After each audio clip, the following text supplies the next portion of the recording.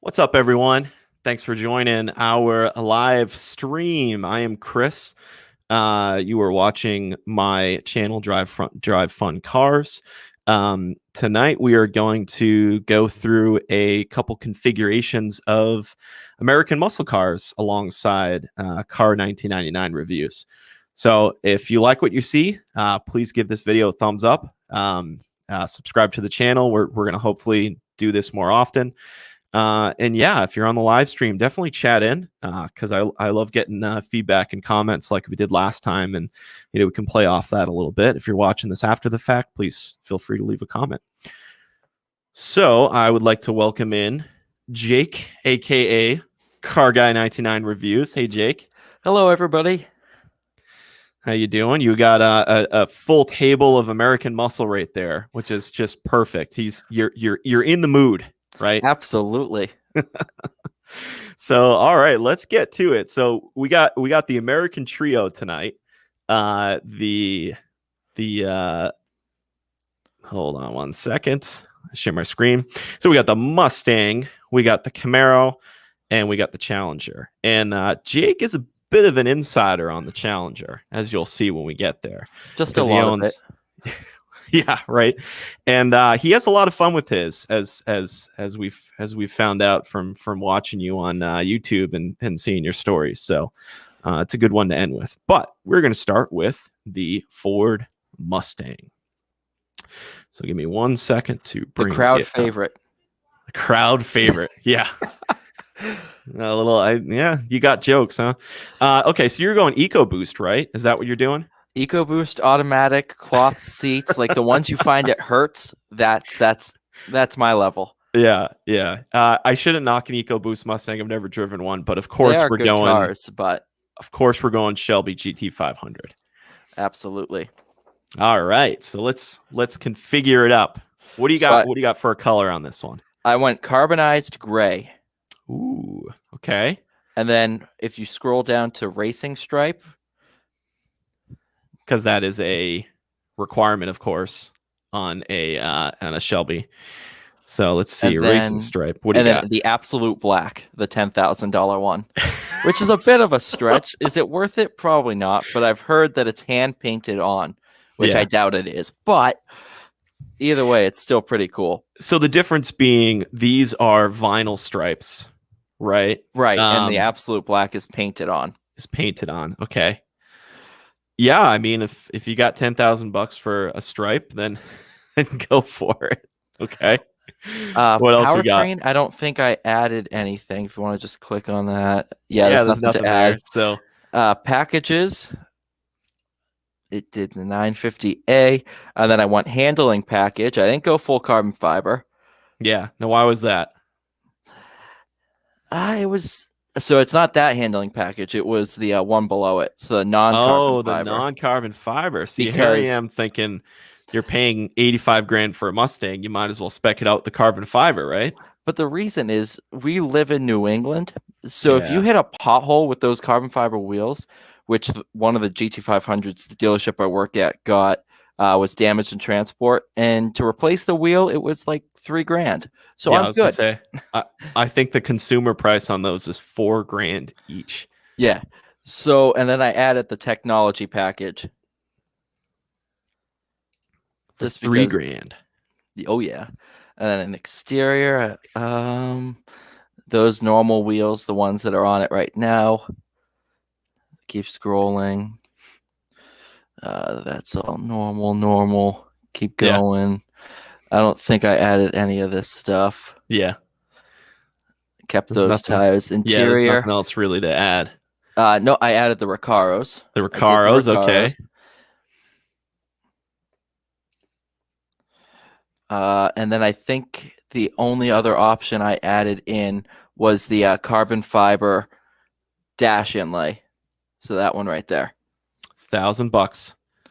$1,000 for a flex. That's what it is. But it's cool though. It is pretty cool. And I think that was it. Yeah. So then your Mustang GT500 winds up being $91,000. But do you see where my inspiration came from? It's Eleanor from gone in 60 seconds. Well, you can't say that because they'll take down our video as Wait, seriously? Yeah, there was a story with Button Built, I think it was, on YouTube. No, B is for Built on YouTube. There was a story with them. They built their own custom Eleanor, and the movie company or the movie studio that has the rights to the movie sent a cease and desist, and they repoed the car and everything because they have the rights to the name Eleanor. Well then, Mustang. Yeah. So it's Eleni. Eleni. This is, so we were saying before we jumped on, this is a mean looking car, and I've never been a huge Mustang fan. I love big screaming V8s, so they've had that going for them. Even the GT trim, which has got to be one of the the automotive bargains, right? Is a Mustang GT. Oh yeah, in base trim, I think you can get one for like 35 grand or something before rebates. Yeah, I'm getting like 500 horsepower for 35 grand. That's a steal. Yeah. But if you see one of these in person, the arrow on this bumper and the sort of menacing look, and I took a picture. I should have pulled it up so I could have shared it. I saw this at a Cars and Coffee, bright orange one. I took a photo of the front bumper, and I got a couple little angles of it, and it is just mean. They're awesome. Yeah. So there's your exterior. Here's your interior. I don't know how I feel about the white trim on those seats. That's a relatively easy fix if I needed to. But... Yeah, and it gives you the white line right there, white center line. But yeah, it's a conservative spec when you think about how crazy you can really get these things going. Yeah, but it would be something that I would order if I had the 91 grand. So I have to ask you, because you've driven so many cars. Have you driven one of these? A 500. Jake, you there? Oh, I am. Yep. There we go. Have you driven one of these? I have. On track, briefly. Right? Yes. For 2 laps, top speed of like 50 miles an hour because it was raining. Yeah, it was raining. And the tires were bald, but and there's no traction on these. So let me show you what I would spec differently. One thing about this car is like I said, all of the aggressive angles and the details and the sort of contrast and shadows on this car. It is such, in my opinion, I mean, let's be honest. American car companies are not exactly sculptors when it comes to vehicles right now. You know how to sculpt a brick. Yes. Yeah. And right now, I mean, certainly over the years, you got a couple GTs in front of you, and those are unbelievable, right? Absolutely. But, I went for the Oxford white, which I think when I looked at it, I'm like, oh, I don't really like that. But then what I did was I didn't go the absolute racing stripe. I went the vinyl stripe. Probably the smart move. Yeah. But I also love the tape stripe down the side. And so that fits that well. Yeah, the way that it fits with all the black arrow on the bumper, the black wheels, and I did the carbon fiber package, handling package, so it gives you the carbon fiber wheels. But I just love the way that all of the black and white just kind of gives this such a cool contrast with the lines on the car and the red calipers, and it was funny. After I spec'd this out earlier, I sat there staring at it for like a good 10 minutes, where I was just like, that car is just amazing, right? So, it's a beautiful car. All right. Ford Mustang done. So let's now go to the Chevy Camaro. Probably, if I'm being honest, and I don't know if there's any real Chevy Camaro fans watching this. If there are, I'm sorry. This one excites me the least out of the American cars. I don't know, out of the muscle cars. I don't know what it is about it. I've heard that GM Alpha platform, right, is supposed to be just an absolute blast to drive. And it is. It is, yeah. The visibility out of it ruins it, honestly. Yeah, and it's one of those cars you can look at it and you can tell, because the belt line in the car is so crazy high. It's like, yeah. So now keep in mind, I will take a Camaro over a Trailblazer or anything like that. When you sit there at my work and you sit there and you're like, oh yeah, getting to review a Corvette's great, but then you sit there and you're like, all right, there's a lot more Traverses out there than there is Camaros. Yeah. So it's a lot of fun to go ahead and drive them. Yeah. But out of the big three, yeah, Mustang and Challenger are higher than the Camaro. Yeah, same here. All right, what did you spec for a Camaro? That is my spec right there. Totally. All right. So I also hate what they did to the front end. I know it's like beating a dead horse at this point, but that mid-cycle it's better than when they had the badge on that colored section. That was awful. Yeah. But I went ZL1, of course. Of course. Yeah. ZL1 with the manual. For exterior color, I did Crush, which is in the premium. Oh, see, here we go again. Your nice bright green Challenger, and here you are again, bright orange. No accent stripes or anything like that. So next, yeah, that's the other thing. I do not like the Camaro accent stripes. No, I'm sorry to Camaro fans. They're a little dorky. The Shelby, like you almost have to spec a Shelby with the racing stripe, right? The same thing with like the Ford GT. Like I've seen a stripeless GT of this gen, and it just looks kind of weird. It's like it's missing something. Yeah. The single stripe in the Camaro, not a fan. Sorry, everyone. All right. So next for the packages, I did the ZL1 1LE Extreme Track Performance package. Yeah. You kind of have to at that point. Yeah. And then for options, I didn't select any of that fun jazz. Yeah, I'm just admiring this thing. It's pretty sick. Yeah, I have a story about the ZL1, but what do you got for wheels? I kept the wheels that are on it. Yeah, those wheels. Yep. 19s. Yep. Yeah, you're not going 20s. And, no, because that removes the ZL1 removes the package. Ah, okay, the 1LE package. All right. For options, you got to go wheel locks. All right, we'll add those. Well, yeah, that adds. What did I do? The infotainment. The performance data recorder. The PDR, which is somewhere. It's hidden. It might. So be that doesn't. It might be an interior. That doesn't. Oh yeah, this is all. That doesn't come standard? The PDR? Nope. Huh. There it is. That's kind of a bummer, right? It sort of is. That's a bit of a Porsche thing to do, right?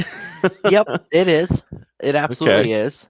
Yeah. And let me just check. Yeah, that's everything I have. That's the spec. So compared to the GT500, we are about 20 grand less. Yeah, interesting. So have you driven a ZL1? No. Fastest Camaro I've driven is the SS, the 2020 SS. Yeah. You want to talk about another performance bargain too. I mean, I think the Camaro is cheaper than the GT, but I'd probably go for GT. But still, especially like you can get an LT1, so it's like right below the SS, but it has the SS motor. Yeah. And I think those start around like low 30s. That's crazy. Oh, yeah. It's insane. This is a mean car. Oh, yeah. It's a proper track weapon. Yeah. Yeah. Well, I think that's part of it. So I have a coworker, shout out Scott. I don't know if he's watching. I told him about this, who has one of these. And I'll show you the spec that he has too. And it's actually how I spec'd it out. So I go to colors. Black cars are kind of boring. I say that. I own a black car, my Golf R. But this car in black looks like a spaceship. There's something about, again, I'm not a car design aficionado, right? But there's something about the contours of the car in black that just make this thing look so mean. And so I have a coworker that has one of these stick shift. Actually, I think he just sold it, which is very sad. because he doesn't get to drive it anymore because we're all stuck inside, right? Right. He had one of these in black wheels. His was he had performance upgrades on it too, where it was making like actually, what do these things make out of the box? 650. Yeah, his was making up near 800. Oh, And that's not too bad. no, it's not. The it was just all air stuff. Yeah, it was just like, and the sound that emitted from this car when he turned it on in the parking garage at work, it would just resonate through the garage. And then you see the thing coming. It's this big, jet black, low, loud car, and it's just nothing subtle about it. And because of that, sort of seeing it like that and with the attitude, I don't think I could spec it any other way. Right? Oh yeah. So no, it looks good in black. I say that, and I also said I would never own a bright green car. Yeah, I was gonna say, did you think to yourself that you don't own a lime green car at some point?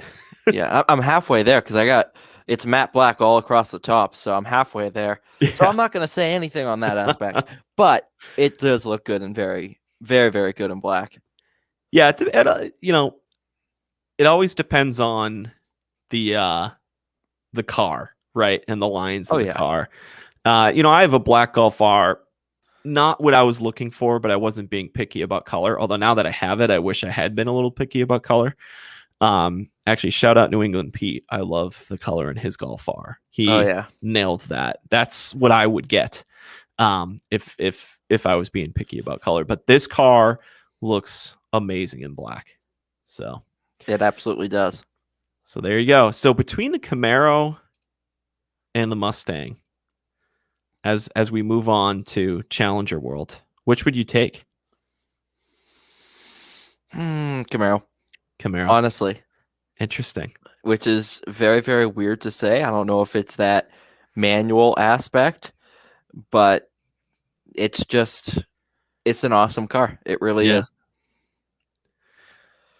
Coming from a guy that's only driven an SS, but nonetheless, the GT500 is phenomenal too, but taking into account the fact that it's 20 grand less for a fully optioned out, pretty much, ZL1 compared to a medium spec GT500, I think that just, you're also down 100 horsepower, but once you get above 500 horsepower, like, it's not like you're noticing much difference. Yeah, you're not going to say to yourself, well, this feels like 650 and that one feels like 750 or whatever. There's a huge difference between 100 horsepower and 200 horsepower, but there's not much of a difference between 7 and 800 horsepower. Yeah.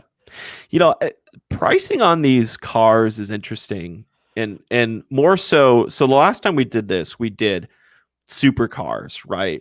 Premium supercars, and no one really argues the price on those, really, because it's like that's the market. You know what I mean? Because the people who buy those don't care about money.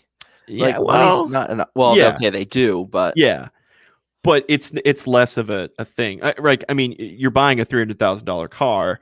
You have the means to buy a car that's a lot more expensive than that because you have to consider maintenance and all those things, right? Right. But I will say this, it's weird to me when you get up to those upper price ranges on American cars and you think to yourself, this is a $25,000, whatever the base price in EcoBoost Mustang is, somewhere around 30, right? I think they're just under 30, something like that. This is a $30,000 car with, stuff done to it that makes it now a $90,000 car. It's kind of, I don't know. It like, for me, especially buying new, it's a little, I mean, it's working. They're selling the cars. They're selling out. I mean, the Ford GT was what, $250,000, $300,000 and they sold those out, right? So absolutely, there's a market for it, but it's a little interesting to me. I'm the same way. Also interesting to note that on those high-end American cars, the depreciation is so low on those. And that's what I was going to say too. It was with those high-end Ferraris, they're more investments than anything else. It's not like you're going out. They're limited by the money factor and the fact that they just don't make a lot of them. So they're pretty safe investments. Whereas when you buy, let's say, a Challenger RT or something like that, Yeah. You have to sit there and think about, all right, I'm going to be losing money on this car. Yeah. So, well, so the coworker I had that bought a ZL1, he wound up owning it for like 4 or 5 years, and he sold it for about what he paid for it. yeah, which is awesome. Yeah. So it is interesting. I meant to play a little trick when we did the Mustang. So I'll go back to Mustang for a second, because let me show you the real spec that I would have got the Mustang in. Ready? Let's drum roll here. I don't know if I want to just see this. You do. I would drum roll on this table, but it's pretty cheap, so I don't want to break things. Yeah. See, I would go GT350R. Okay. See, I would cheat. I think we all would. The sound of this engine. Oh, they're phenomenal. I've heard one in person. The sound of this engine is, and again, I'm a sucker for high revving V8s, and the sound of this engine is one of the best that I have heard. What was so funny is I drove a GT350 with the resonator delete, so it has the same sound as the R. Yeah. And then I drove an Aventador like 3 days later. Yeah. And I'm like, now the GT350 sounds better. Like, isn't that insane to think about that? It is. You know, and the GT350 is such a phenomenal car. Yeah. And I definitely think it will go down in history as, oh, that has a roll cage added to it. Oh, that's so cool. Oh, look at that. Don't all the R's, I think you can option that on the R's, which are now, just so people know, they're not selling these anymore, of course, because you know, they don't know what's good for them. Yeah. I mean, I've been watching this show on Haggerty's YouTube channel called Rated. Have you seen it yet? I think I have, yeah. Yeah, it's an interesting show. You know, some of them are good, some of them are okay. But one of the things, so what they do is they have a journalist and a race car driver, although I think they had trouble finding people because some of the journalists are also race car drivers and some of the race car drivers are actually journalists. Anyways, and they have them drive them back to back, and then they each give them a rating, and they go through, you know, different categories, and they talk about how their rating changes. There's one rating they had in there, which I thought was interesting because you don't see this in car reviews, and that's timelessness, right? So yeah. 30 years from now, are people going to remember this car? And one of the effects of performancing all the things, SRTing all the things, Hellcating all the things, is you're kind of reducing the timelessness of some of those models, right? Absolutely. This GT350 is going to be one of those timeless cars. Is the GT500? I don't know, but this GT350 will be. So the fanfare that was the GT350, all the reviews and stuff, it's every single one. I never found a bad review of a GT350. Yeah. I have found bad reviews of a GT500. Yeah. And I hate to say this, but I think we're at the point where cars are just making so much power that you sit there and you're like, yeah, 500 horsepower. I think it's like 526. Like, that's a perfect car.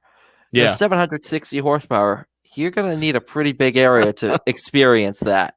Yeah. Yeah, so, although I did read that the gearing on the 500 does allow you to enjoy it a little more than something like a ZL1, which is super high gearing on the ZL1. Yeah, it's a 7-speed dual clutch. Yeah, so you can still kind of get through the gears and everyday driving. Oh yeah, the guy that I knew that had the ZL1 was like, you can't get out of second gear ever, basically, in the ZL1 because and good transfer point. In the Challenger, you can hit 60 miles an hour right about in first gear. Jesus. Which is absolutely insane. Of the manual. What is it rev to? Obviously it's the 6,500 right about. It's the 6.4 Hemi, right? 6.2. So it's 6.2. based off the 6.4, which is in the Scat Pack in my car. Yeah. But once they were finished beefing up everything, it turned itself into a 6.2. Jeez. All right. Good transition, like you said. Challenger. So you're going GT SXT. Come on now. SXT. Oh man, look at those wheels. Oh, those wheels do not complement the car. All right, what are you going here? SRT Hellcat, the one your mouse is on, the gray one. All right, there we go. So I went Octane Red, which is that dark red that's down by the bottom. Not that one. This that one. Oh, that's cinnamon stick. Am I blind? Oh, it's up at the top. There we go. Top right. Yeah. Wow. That's like a deep, deep red. Absolutely. That's like blood. See, that fits the Hellcat personality. It's like it does. blood red. Absolutely. All right. Any stripes or decals on this one? Nope. Yeah. Absolutely plain. Wheels are the same. Although I'm tempted by those brass monkeys. What do these look like? That looks too much like an SXT to me. Yeah. But kept the same brake calipers. Yep. Because red works. Same spoiler. I don't like the SRT spoiler. I'm a fan of that one. So keep that as is. And then for interior color, you scroll down. Yeah. So what is it? That is an ugly spoiler. Yeah. So it's probably more functional, huh? It might be, but it's just it goes down the side and almost looks like you take the normal spoiler, apply like really a lot of heat. Yeah. All right. So now we go to the interior. I assume you're not keeping the houndstooth in that. Sorry, my video and stuff cut out. I actually have the brown Laguna leather. Oh, okay. It's like the old man spec, man. Thanks. Appreciate it. I mean, I do love, I remember shopping for a new car, back in, I think 2010. And that was right before like the non-luxury brands were doing colored leather interiors and doing interesting things with interiors. I do appreciate this, that now Dodge and everyone is doing these like nice color leather and trim in the interior. So I respect the brown. And it lightens up the interior too. Yeah. So and then I do the navigation. So under sound systems, just because I have that in my card. Never thought I'd like it, and I love it. Harman Kardon, I have. Did I add the red seatbelts? No, I didn't. I did not add that. No sunroof? Oh, when you add the because it changes. Yeah. That's no why sunroof? I didn't do it. Nope, no sunroof because I've heard horror stories. Oh, no. I don't want to hear. Carbon and suede interior package. Where is that one? Right there on the left. Carbon and suede. Okay. Which that adds the real carbon fiber on the trim, but it adds, instead of like that cheap cloth that they use on the headliner, it's Alcantara. Yeah. Interesting. So when I was on, of course, there's no Dodge people watching this, but if there were, you got to figure out this 360 rotator thing. Because when I was on this earlier, I was trying to see my spec and rotate around, and I was having so many issues with it. And of course, now that I say that, now I'm on it. It's working perfectly. Yeah, it's working perfectly. So, and then I think the last option was I actually went with the 8-speed. You went with the 8-speed? Believe it or not, I went with the 8-speed. I've been a manual guy all my life. But once I drove the 8-speed on the Hellcat, it just suits it a lot better. Interesting. Why is that? It's just the gear ratios of everything. Like I said, first gear takes this thing up to 60. Yeah. Which is pretty insane. So if you think about it in traffic, it's a bit insane. Because this will be my daily driver. This is the spec I want to buy. Yeah. And it's just like, it's a bit much. So I was like, 8-speed's phenomenal. And just as a daily driver, I think it would suit the car a little bit better. And once I drove an automatic Hellcat, I was like, all right, I get it. Yeah. And plus the clutch on the manual version, obviously there's no clutch in an automatic, but it's the same clutch that was in the Viper, the latest Viper. And it's very heavy. Yeah, I know.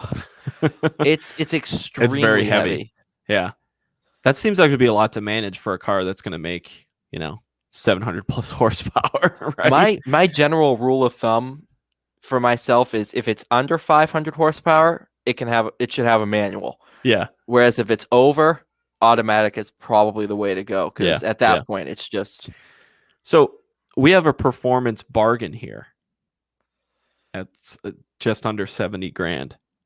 Oh yeah, I mean That's insane. For a straight line car, Yeah. and for bragging rights at your local Cars and Coffee saying you have over 700 horsepower, Yeah. it's an absolute bargain. But if you're looking to go around a track fast, ZL1's probably still the bargain.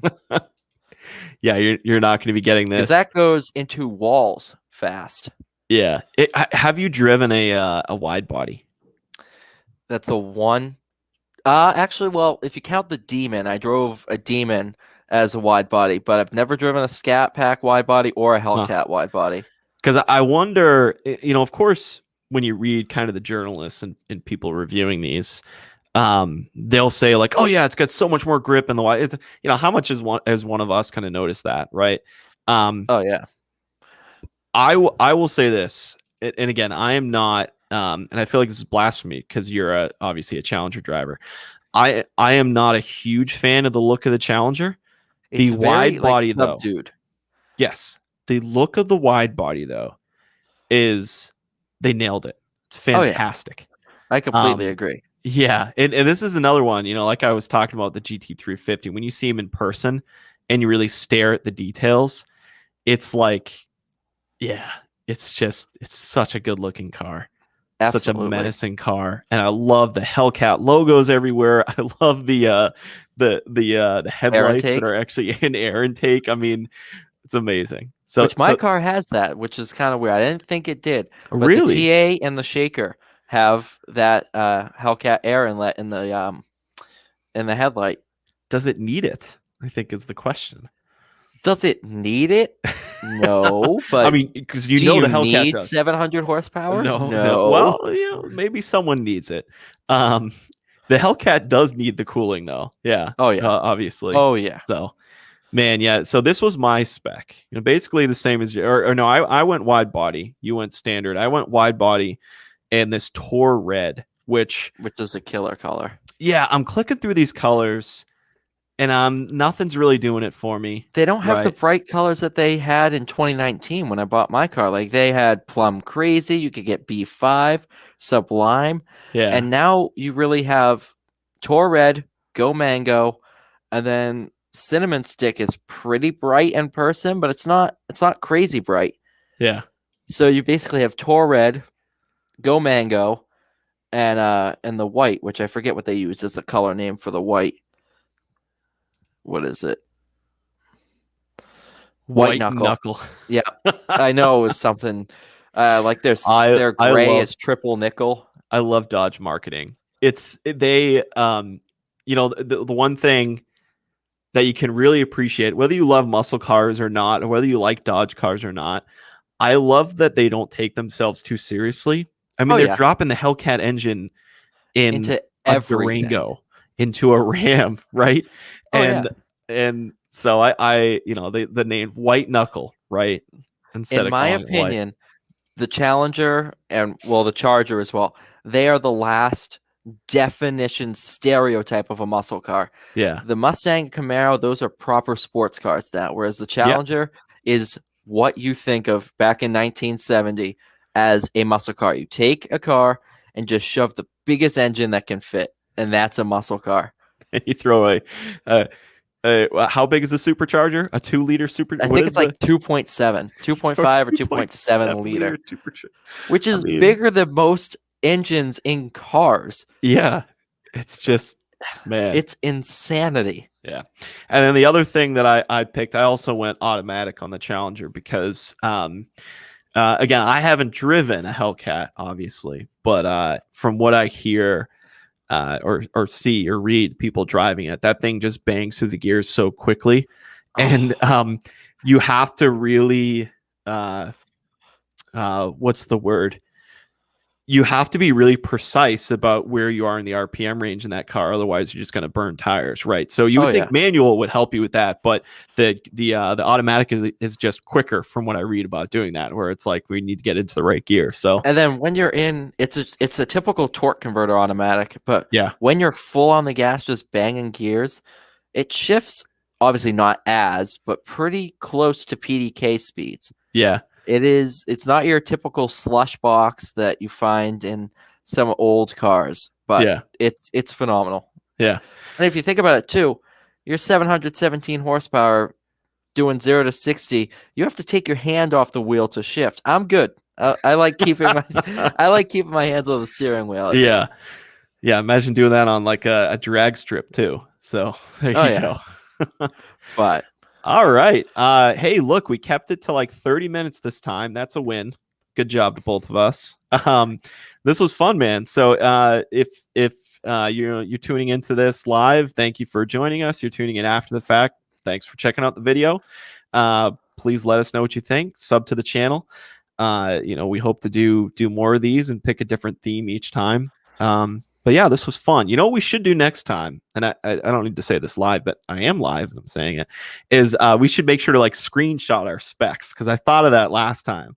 Where I was like, it would be cool at the very end to be like, hey, here's each of our specs. So I promise you watching the video, we'll do that next time. But yeah, man, thanks, Jake, for joining me. And of course, we'll see you next time. Thanks, everyone. Thanks for having me.